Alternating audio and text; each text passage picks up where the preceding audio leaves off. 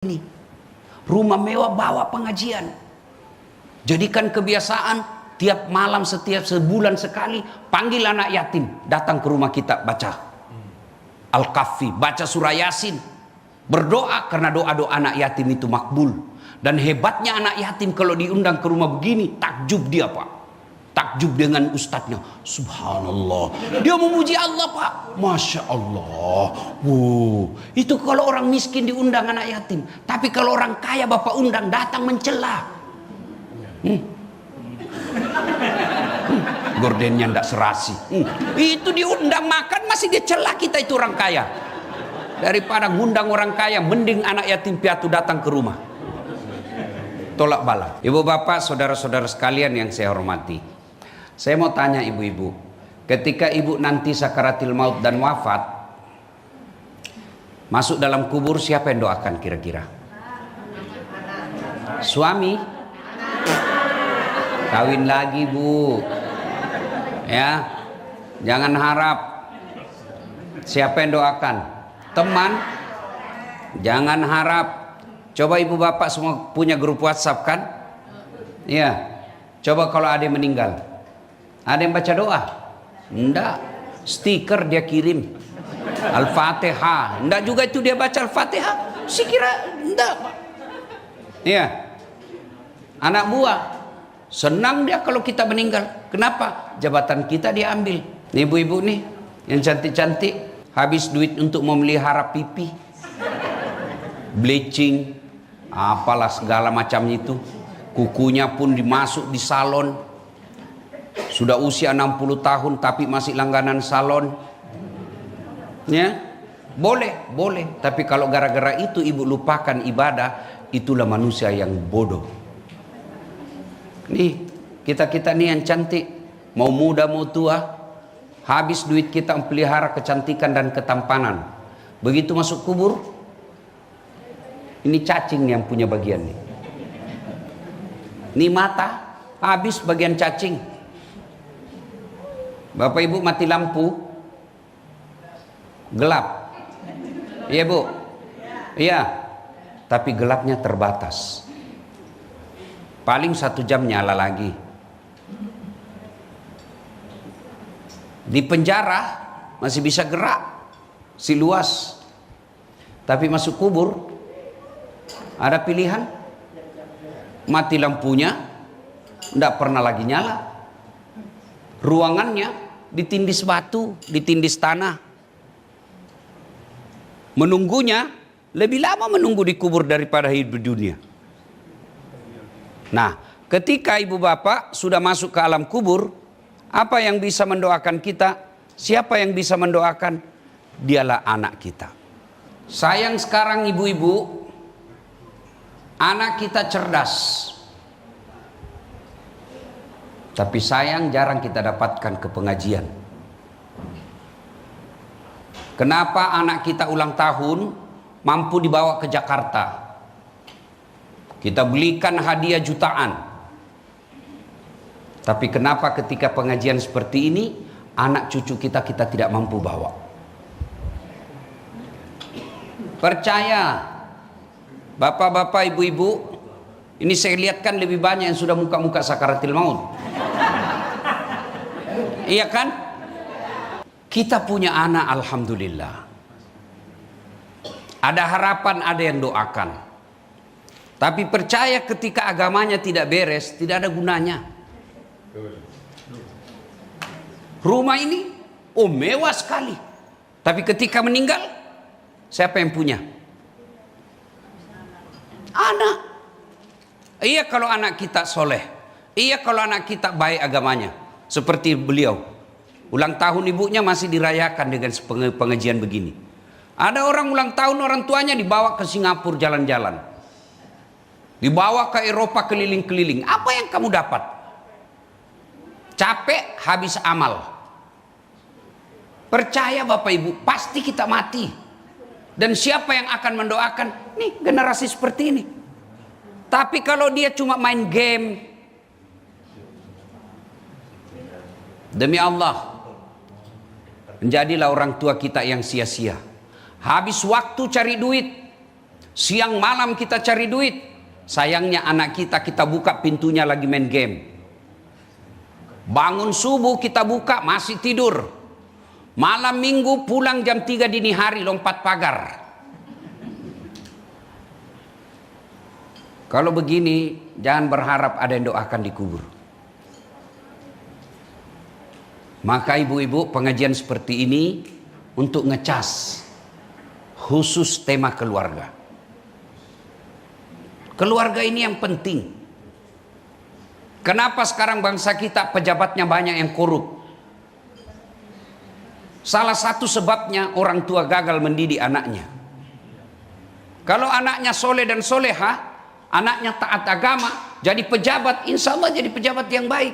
Tapi sayang seribu sayang, orang tua kita bangga kalau anaknya pandai bahasa Inggris. Apa hebatnya kalau pandai bahasa Inggris tidak tahu sholat? Saya tidak perlu pandai bahasa apapun ke luar negeri. Tidak ada, saya tahu bahasa Spanyol, tidak penting. Bahasa Belanda saya tidak penting. Kenapa? Ada sekarang terjemahan Google. Saya mau cari makanan halal. Apa hebatnya kalau pandai bahasa Inggris? Masih kecil pandai bahasa Inggris. Apa hebatnya? Banyak yang pandai bahasa Inggris. Masa si Ustadz? Bapak ibu ke Inggris, anak-anak di sana bahasa Inggris semua. Memangnya kalau anak kita pandai bahasa Jepang, dia berdoa pakai bahasa Jepang? Dia berdoa pakai bahasa Inggris? Enggak. Maka yang baik anaknya, meskipun rumahnya sederhana, tapi 5 waktu berada di masjid. Malam Jumat dia buka kamar anaknya, masih baca Yasin anaknya dalam. Harapan itu, Bu. Tapi kalau anak cucumu tidak pernah kau lihat pegang Quran, siapa yang doakan ketika sakaratul maut? Dan percaya menunggu di kubur, bukan menunggu 1 tahun, tidak balik-balik lagi. Dan pada saat itu doa anaklah yang kita harapkan. Suatu kali Nabi melewati pemakaman. Ketika melewati pemakaman, Nabi bersabda, langkahkan kakimu dengan cepat. Seluruh sahabat mempercepat langkahnya. Selesailah Nabi di situ. Balik lagi dengan rute yang sama. Ketika melewati pemakaman, sahabat ingin mempercepat langkahnya. Nabi katakan, tidak usah, santai saja, tidak usah buru-buru. Kata Nabi, ya Rasulullah, tadi pergi kami disuruh buru-buru, pulang kok tidak, ada apa ya Rasul? Nabi bersabda, andai saja kau diberi telinga seperti pendengaranku, kau betapa dengar ini orang dalam kubur disiksa dia. Saya tidak tega dan tidak tahan mendengarkan dia disiksa di alam kubur, maka aku ingin cepat-cepat pergi supaya saya tidak dengar siksaannya. Kenapa pulang tidak lagi ya Rasul? Saya dengar Allah perintahkan malaikat penjaga kubur, wahai malaikatku, hentikan siksaanmu kepada orang tua itu. Tidak mungkin orang tua itu aku siksa sementara anaknya di dunia sekarang lagi membaca basmalah, Bismillahirrahmanirrahim, dengan nama Allah Maha Pengasih Maha Penyayang. Dia sebut, anaknya sebut saya pengasih penyayang, masa orang tuanya saya siksa di kuburnya? Itu baru baca basmalah, Bu. Bagaimana anak yang hafal Quran? Bagaimana anak kita yang tiap sholat dia sujud bacakan Fatihah orang tuanya? Tapi ibu-ibu, seperti ini sudah mulai hilang. Lihat anak-anak kita sekarang, Bu. Santun itu sama pacarnya. Mulai di kandungan ibunya yang menderita. Dilahirkan ibunya yang menderita. Dibesarkan bapaknya yang cari nafkah. Bertahun-tahun diurus sama ibu bapaknya. Begitu wisuda kenal sama cowok yang baru 2 bulan. Wisuda foto dia update status. Baru 2 bulan kenal itu cowok. Apa statusnya? Terima kasih telah membersamaiku selama ini.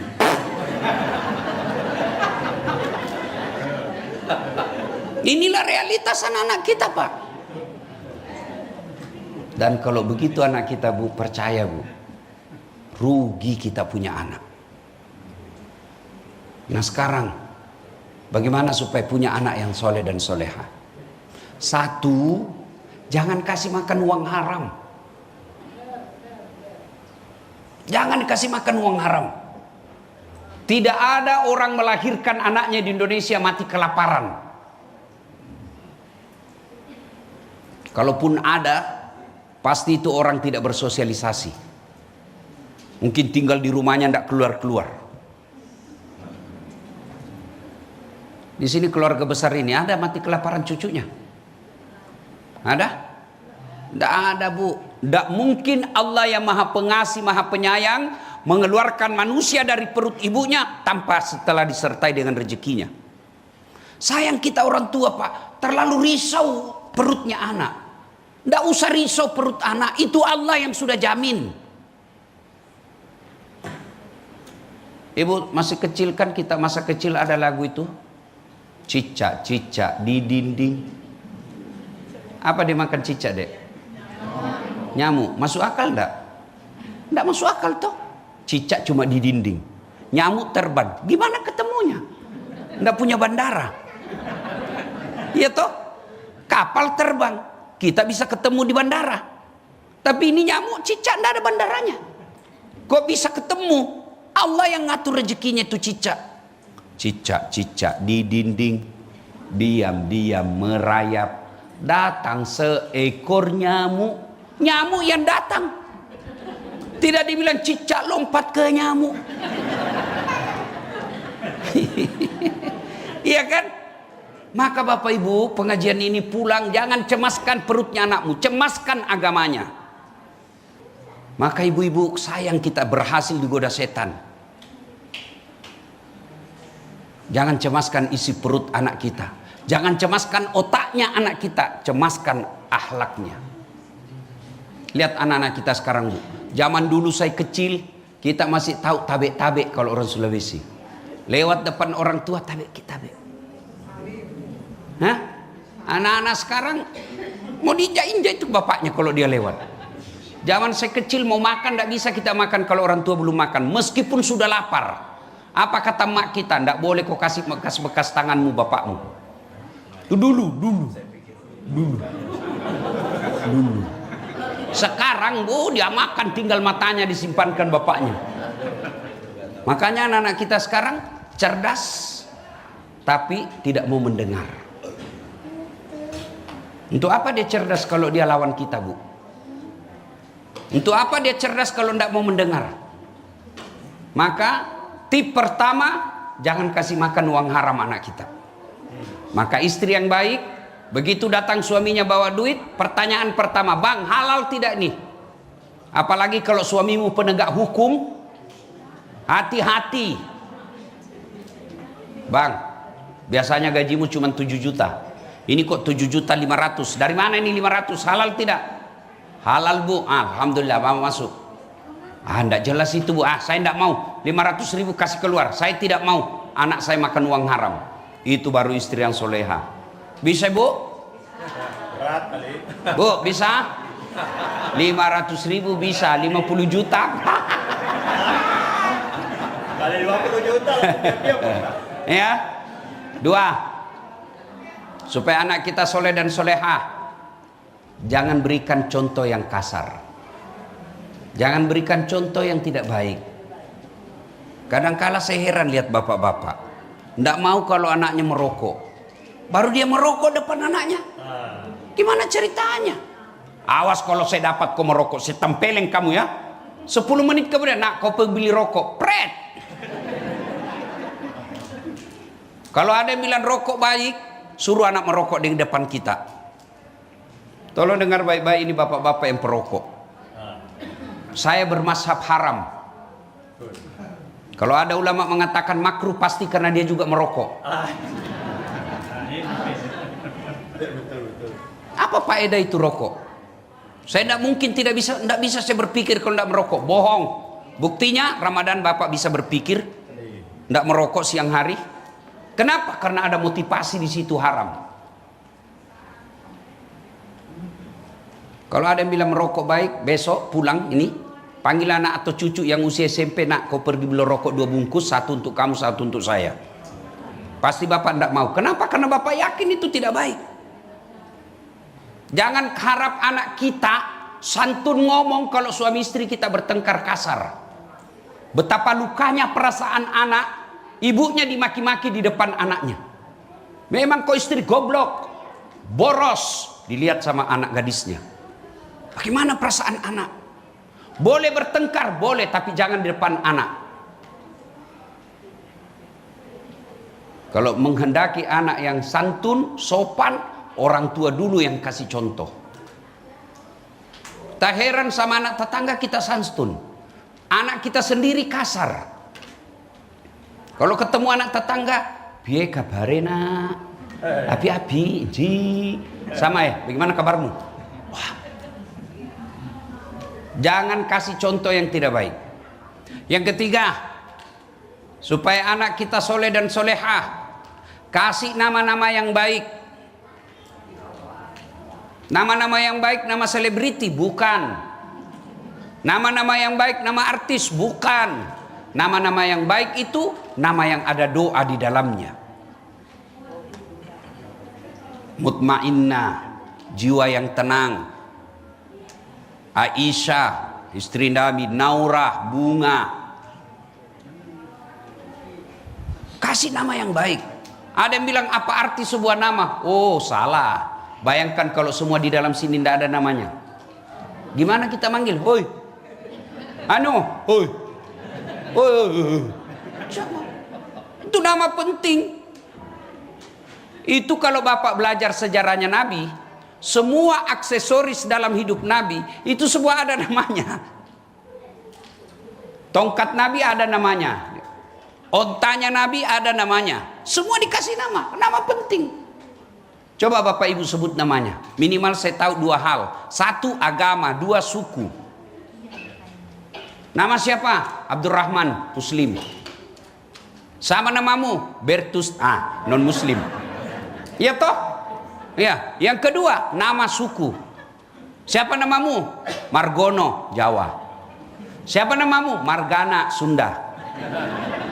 Siapa namamu? Ambot Dalle, Bugis. Jenenge siapa? Tingkong Ha. Tidak mungkin Jawa Tinghong Ha. Iya kan? Maka nama itu penting. Dan apa faedahnya nama nanti di itu dalam hidup? Nama itu doa. Ketika temannya panggil, wahai mutmainnah, mutmainnah, itu semua doakan, wahai kau jiwa yang tenang. Abdurrahman, wahai hamba Allah. Abdullah, wahai hamba Allah. Abdurrahman, yang pengasih. Itu doa. Berikutnya, apa gunanya nama di akhirat? Baca itu kitab Durratun Nasihin. Itu kan nama kita nanti Bu dikumpul di satu padang namanya padang mahsyar. Kata Nabi waktu itu matahari seolah-olah tinggal satu jengkal dari kepala. Dan pada saat itu nanti kita diadili satu demi satu. Ibu bapak masih ingat waktu pilkada? Pilpres, pilcaleg, kan ngantri kita tuh padahal satu TPS 300 orang. Ngantri dari jam 8 kadang siang baru selesai. 300, itu pun TPS-nya ada 8 TPS. Itu pun ada tendanya, itu pun ada AC-nya, ada musiknya, ada konsumsi. Menunggu sampai siang kita menderita. Gimana di padang mahsyar kelak? Dari Adam sampai kiamat, berapa triliun manusia? Dan TPS-nya bukan 9, bukan 10, satu aja. Kenapa? Hanya satu Maha Pengadil Allah. Dipanggil kita satu-satu. Siapa dulu yang dipanggil? Itulah fungsi nama-nama Islam. Abdurrahman, Abdul Jabbar, Mutmainnah, Aisyah, Fatimah, Das'at Latif, Tuti, Tini, Ning Ning, Ningsi, Edi, Jono, di belakang semua. Ini bukan bercanda Pak, ini serius. Ya. Nah Ustadz, bagaimana kalau kita sudah terlanjur nama kita baru tahu hari ini? Diislamkan. Gimana cara diislamkan? Bisa jadi mungkin hari Jumat bikin pengajian bulanan. Oke, sekalian hari ini saya islamkan nama saya. Nama saya tadinya Joni. Nah, hari ini saya islamkan menjadi Muhammad Abdul Joni. Boleh Pak. Masih ingat Pak Harto? Masih ingat Pak Harto? Waktu belum haji kan namanya di media, bapak-bapak kan itu TVRI, penganut TVRI kita ini kan? Ya kan? Iya betul. Penganut medsos kita Facebook. Kalau usia-usia seperti saya ini kan Facebook. Kalau yang begini-begini TikTok. Ya kan? Itu waktu Pak Harto di TVRI sebelum haji, selalu ke Presiden Soeharto. Setelah Islam, setelah dia haji balik, diislamkan namanya oleh Raja Fat waktu itu, ditambah menjadi Muhammad Soeharto. Ibu Tin ditambah Siti Hartini. Itu nama penting. Kalau tidak ibu bapak dia tidak diislamkan, menunggu bapak nanti sampai kering. Maka islamkan. Nama penting. Nah, yang berikutnya, supaya anak kita soleh dan soleha, ibu punya peran memperhatikan medsosnya. Zaman saya bu belum ada medsos. Orang tua saya sangat hati-hati lihat pergaulan saya. Ibu kasih anak kita masih belasan tahun sudah dikasih handphone smartphone. Bahaya enggak? Bahaya. Siapa bilang? Hasil penelitian Australia. Tahun lalu itu ada di share. Pemerintahan Australia melarang anak di bawah 16 tahun punya medsos. Itu jelas tidak berketuhanan yang Maha Esa. Tidak percaya Pancasila. Agamanya tidak jelas.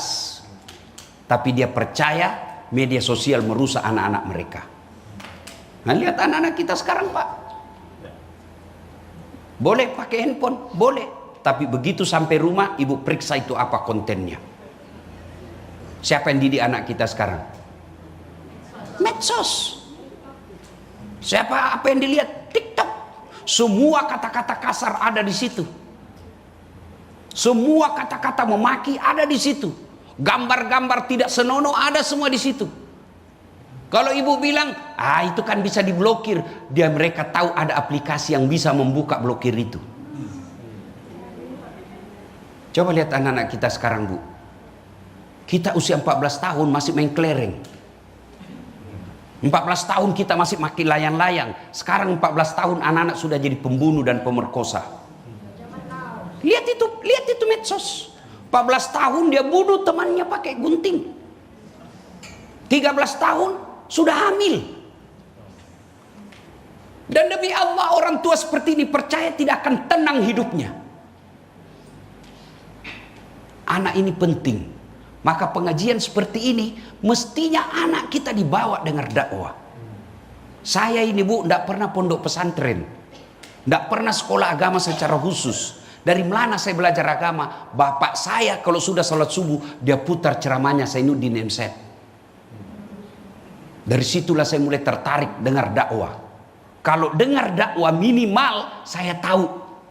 Orang kalau dengar informasi itu bu 3 sasarannya. 1, dari tidak tahu menjadi tahu. Bagaimana ciri-cirinya? Berarti baru dia tahu. Oh begitu. Baru dia tahu itu. Yang kedua, sikap. Saya setuju itu apa dikata tadi penceramah. Yang ketiga, perubahan perilaku. Maka dengarkan ceramah.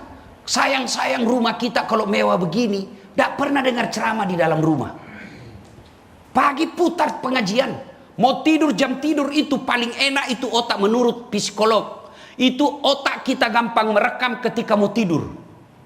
Maka ketika mau tidur putar pengajian. Dan saya suka Pak. Setiap saya ketemu emak-emak, bapak-bapak, ustadz, saya suka ceramah ustadz. Setiap saya mau tidur saya selalu putar ceramahmu. Alhamdulillah ceramah saya menjadi pengantar tidur.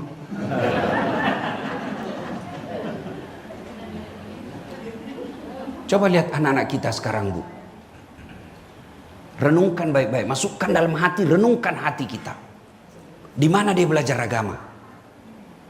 Ibu tidak sekolahkan sekolah agama. Di rumah tidak pernah dengar dakwah. Orang tuanya tidak pernah nasihatin. Malah anaknya bertanya, mak kenapa tahun lahirnya Nabi disebut tahun gajah? Apa kata ibunya? Karena bukan tahun kambing nak. Nah, berapa rukun Islam? Orang tuanya juga disebut rukun Islam salah-salah. Kawan-kawannya anak-anak hedon. Di sekolah anak-anak hedon. Jadi kapan? Siapa yang didik anak kita? Maka minimal kalau bapak ibu cinta sama anak, suntik otaknya dengan agama. Caranya apa? Putar pengajian. Dan sekarang hanya orang malas yang tidak mau belajar agama. Semua ada. Dulu zaman saya mau sekolah, mau belajar agama, ada kitab. Belum tentu ada duit. Ada duit, belum tentu ada kitab. Ada kitab, ada duit, bahasanya pun bahasa Arab yang kita tidak mengerti. Sekarang semua kitab yang ada di Eropa, di Barat, di Mesir, di Timur Tengah, semua ada dalam genggaman. Tapi sayang, anak-anak kita yang ada isi handphonenya bukanlah pendidikan agama yang memperbaiki moralnya, tapi apa? Tayangan-tayangan yang merusak moralnya. Dan ibu sebagai pengetahuan, itu generasi TikTok kasar kalau memaki. Coba lihat kalau di Facebook, kalau ada protes, itu masih sopan santun tuh protesnya. Iya kan? Tapi coba TikTok. Kasar Pak. Itulah generasi kita. Siapa yang salah? Orang tua. Ayo didik anak kita. Demi Allah, anak yang akan mendoakan ketika kita wafat. Tapi sayang, seribu sayang, ketika anak kita lihat ketika dia pergi ziarah kubur ke neneknya hari Lebaran, dia doa tidak, update status. OTW ziarah kubur. Sampai di kubur dia tidak doakan itu. Dia foto lagi, goodbye grandmother. Dan kalau itu kita biarkan, maka itulah gambaran masa depan kita di kubur kelak. Ibu mau tahu masa depan ibu di kubur, bapak-bapak, lihat anaknya sekarang. Apa tidak bangga ibu ketika anak kita senja, 4 anaknya mereka musyawarah. Ayo. Anak pertama bilang, bulan ini saya ngurus emak. Kata adiknya, saya aja dulu bang. Enggak, kamu bulan berikutnya. Apa tidak masalah ketika kita tua, anak kita menganggap kita ini beban? Apa tidak bangga ibu ketika kita sudah tua, anak-anak kita berebut untuk antar pergi umroh? Kita pensiun, mereka anak-anak kita tidak kaya. Tapi apa kata anak-anaknya? Setiap satu anak 500.000 tiap bulan untuk orang tua kita. 5 anaknya 2.500.000 dari anaknya, itu berkah. Ketika kita sudah masuk di kubur, anak bikinkan kita masjid atas nama ibunya. Ketika kita sudah wafat, anak bikinkan masjid untuk bapaknya. Setiap 5 waktu di masjid itu dikirimkan Fatihah untuk orang tuanya. Apa kita tidak berharap begitu? Demi Allah, kejayaan di dunia ini pasti ditinggal. Renungan buat kita yang sudah usia 60 tahun ke atas. Jangan lagi berpikir saya masih 5 tahun. Masih 10 tahun. Itu bisikan setan. Sekarang yang 60. Bapak masih yakin dikasih 20 tahun? Sudah hebat sekali. Lama itu 20 tahun. Tidak. 4 kali aja pilpres.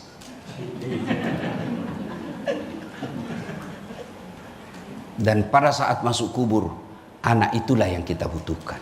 Doa-doanya. Nah, Ustadz, bagaimana kita yang tidak punya anak? Bagaimana kita yang sudah terlanjur anak kita susah dinasehati? Wala tai'asu min rauhillah. Jangan berputus asa. Saya mau punya anak penghafal Quran, Ustadz. Anak kita mau penghafal Quran sudah 40 tahun umurnya, susah. Gimana caranya?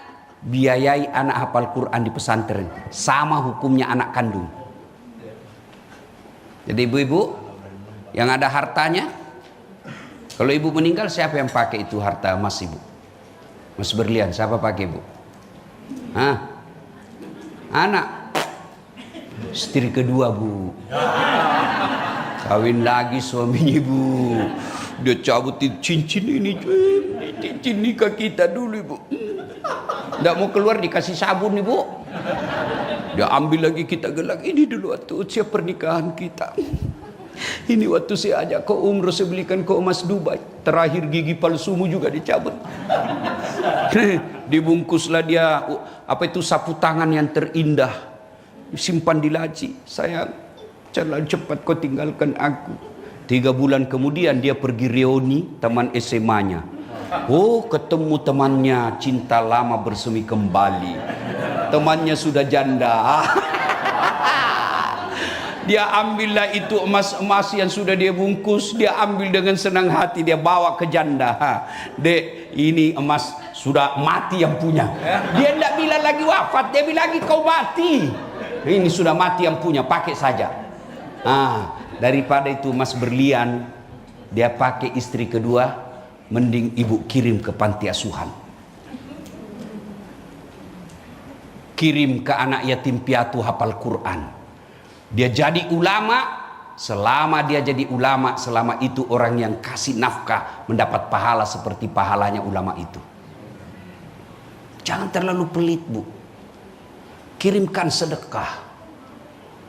Dan tidak ada orang bangkrut gara-gara sedekah. Bagi ibu-ibu, maafkan saya, bagi istri-istri orang kaya, ndak usah pakai yang asli, Bu. Yang palsu aja. Kenapa? Biar ibu pakai palsu, orang nggak percaya. Pasti masa presiden direkturnya JNE masa pakai palsu? Nggak mungkin lah itu. Nah, ibu pakai yang palsu, aslinya kirim ke anak yatim. Itu yang disebut pandai menyikapi harta. Ibu-ibu yang miskin nggak usah juga pakai yang asli. Kenapa? Orang juga nggak percaya. Dia mana mau dia dapat palsu aja itu. Lebih baik ibu pakai palsu, yang asli kirim ke panti asuhan. Ya, rajin-rajin sedekah tolak bala. Ibu-ibu, Pak, Bapak punya anak nakal, sedekah dengan tolak bala.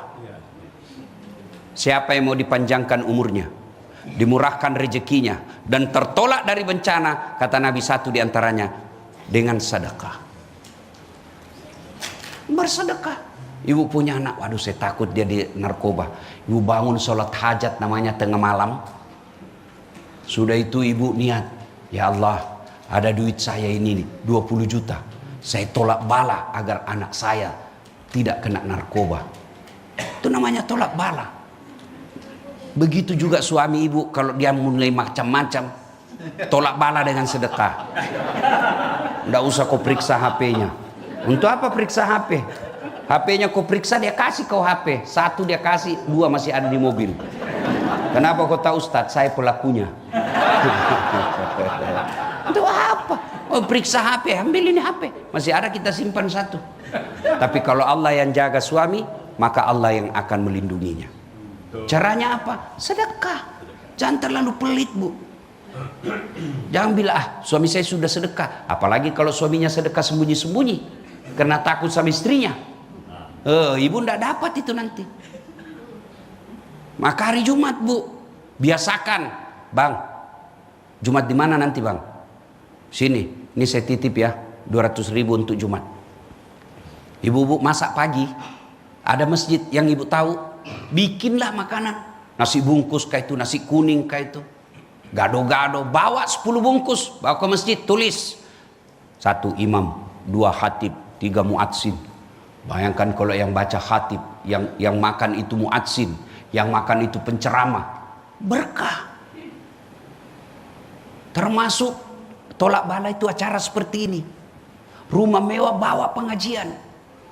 Jadikan kebiasaan tiap malam, setiap sebulan sekali, panggil anak yatim datang ke rumah kita, baca Al-Kahfi, baca surah Yasin, berdoa, karena doa-doa anak yatim itu makbul.